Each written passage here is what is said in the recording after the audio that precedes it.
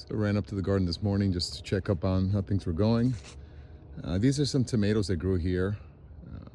They're called volunteer, meaning that a seed must have fallen here at some point and it just started growing up this fence. And I've been harvesting from these. These are really good. These are a small like cherry tomato. The peppers are doing well. For some reason, they just kind of do well in this kind of weather for me. When it gets to autumn time, I just harvested this thing the other day, and you can see all the peppers here. So it's just producing like crazy still.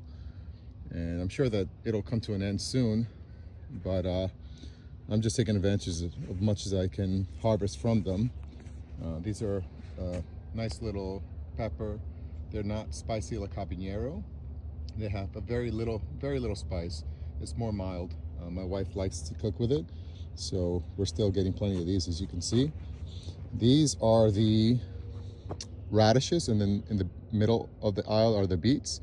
The beets are a little bit slower, so as you can see, these are beets here. You can see the red stem, but these larger ones are radishes, and these grow really quickly. You can harvest them within 30 days or so, depending on the variety. But I came here last night, and what I was doing is I was thinning them, because you got to give them about an inch apart, give or take, so that they can grow sufficiently, because they're root vegetables.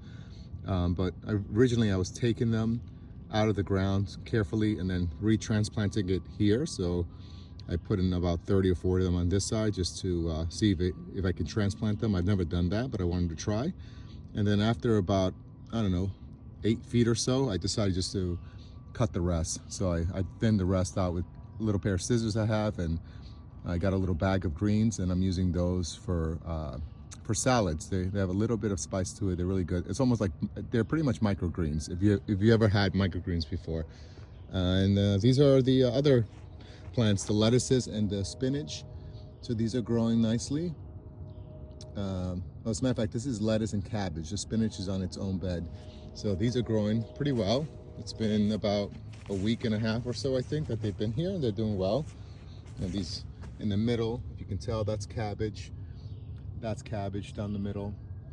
So, and I still have some eggplants growing. This will probably be the end of it, but these are Chinese eggplants. Let me see if I can show you them. Here they are.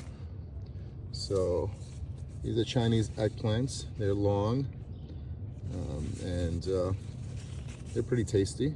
So these are still growing, but I think these will probably come to an end now because it's getting